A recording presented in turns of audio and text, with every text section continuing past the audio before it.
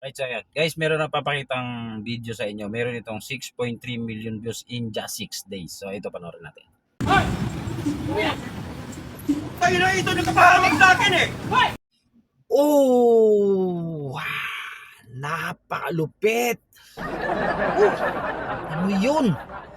So guys, nakita nyo, di ba? Kung hindi nyo pa masyadong naninagan, nangyari, ito, i-slow mo natin. Alright.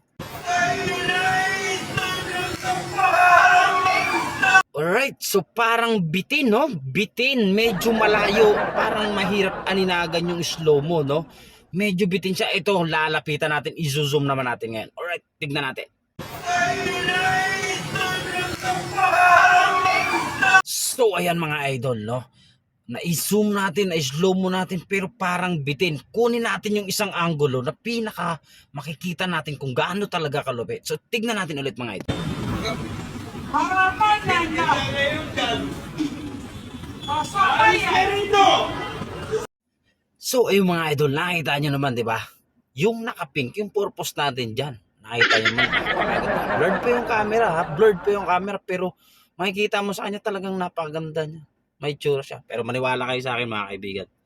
Mas maganda pa rin asawa ko dyan. Shoutout sa'yo, Elizabeth Bernal. Ingat ko pag-uwi. Love you.